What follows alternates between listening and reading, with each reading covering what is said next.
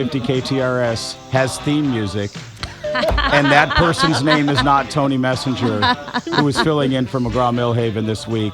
Earlier this morning. 6 days of Tony. We're in day 5 of 6 days of Tony, and I don't have theme music yet. But you know who does? He was complaining earlier. Kathy Helbig has theme music. Yes, I do. She does. Kathy Helbig. She's Kathy Helbig. Kathy Helbig Group at Keller Williams Realty. In studio today. Kathy, how are you? I'm fantastic. How are you, Tony? I'm doing great. So I was commenting to my son the other day when we were driving in the neighborhood where I live in Wildwood.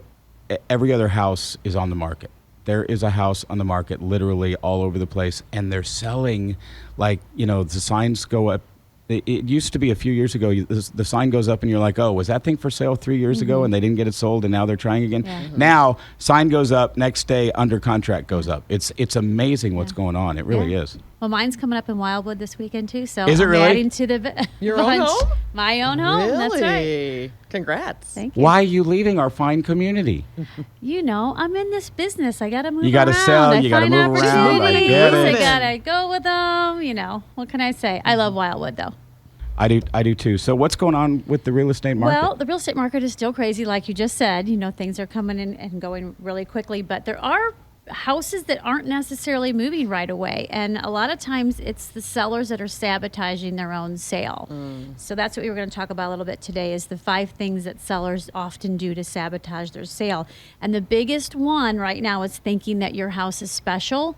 And sometimes when you think your house is super special, you tend to overprice it, or you tend to be rigid in negotiations and things like that. So, you know, just the fact that you put certain items, gold leaf wallpaper, or, you know, crazy colored paint, or really high-end flooring, doesn't necessarily mean you're going to get dollar for dollar back on the house. You really have to look at what the other houses around you are going for.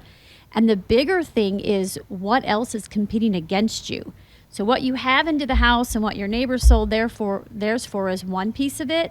But when you're the buyer in the car with an agent and you're looking at 25 houses, where is yours going to measure up in that pool of houses? And that's really where it comes down. So it's really important to check before you price yours, specifically you gotta the check things on your block and other things that you got to are... check comps. That's why you need an agent. You got to check do comps. that, right? That's right. For appraisal purposes, because they look at history. But the now is what buyers are looking at. So then you also have to double check your price by looking at what your competition is as well. Another thing is that thinking you're a better salesperson than your real estate agent or the buyer agents that are in your house. I was going to ask you that. I was watching a show, I think it was HGTV, and there was a buyer that was at the house while they were doing the open house and showing people around. The seller, Yeah, I mean, I'm sorry, the seller. Yeah, Good you know, or bad idea? and honestly, I can tell you, even my own experience, I've had my house coming soon for a little bit of time, and a few people have come to look at it. And with me showing it to them, it's completely different than having that third-party intervention, because every person's never going to tell you anything negative to your face. They're going to be, oh, it's beautiful, we love it, I'm going to bring my husband back, and then crickets, you never hear from him again. So they give you a lot of false hope when it's you're dealing directly with the buyer themselves, but also they think it's annoying when it's really for sale by an agent and you stick around for the showing. You think that you're going to show them all the things that the agent doesn't know about your house, but they don't care that you patch nail holes. They don't care that you replace the hardware on the cabinet. You know, the things that were really important to you that you think you need to point out, they're getting bored with what you're saying. They want to run through and look at the top things and look at the floor plan and see if it appeals to them and start picturing it being their home instead of hearing about all the things that you did for your home. Plus, they can't open the medicine cabinet. No, you're right. You're right. Another big thing is thinking that they'll come back. You know, selling your house is a pain in the rear. It is very stressful. It is annoying, especially in this market right now, to have showing after showing after showing, which is what is happening. And so it's a revolving door. And sometimes we have sellers that just go, no, it's not a good time for me. I'm going to serve dinner. My baby's taking a nap. They need to work around us. That is the kiss of death. You cannot get these buyers sometimes to reschedule these appointments. Sometimes they're in for just a short time as a relo, picking 15 houses, and then they're going to write. Other times they just think you're cocky and you're arrogant to not make time for them to come look at the house when it's convenient for them. So they kind of take you off the list sometimes. So don't make that mistake.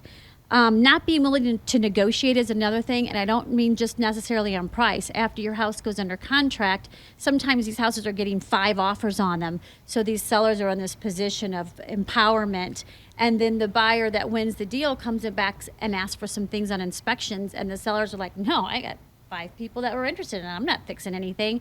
You are much better off to be a little flexible and give in and make some repairs and meet in the middle and keep that contract in play than you are to ever let one fall apart and try to go after a second contract.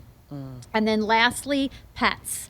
We know we're both pet owners, but not everybody loves pets. So anytime you've got your house on the market, you really need to try to make it look like you don't even have pets. So the pet food, put it away, not in plain sight. Take the bedding away, And any don't have the pet smells, there when you're also and showing get rid a of the house. animals. The dog jumping on them while they're looking, that's not a good thing. Or Not the a good yapping thing. little, Yeah, I that- have a yappy one. that would a be a yapping problem in little our dog house. is annoying and they want to get out of the house faster. Yeah. Kathy, thank you so much. Kathy Helbig with the Kathy Helbig Group at Keller Williams Realty. Good luck with your- KathyHelbigGroup.com. Thank you. 314-276-SOLD or find us at thekathyhelbigroup.com. Good luck with your house. Thank you. You're listening to Tony Messenger on the Big 550.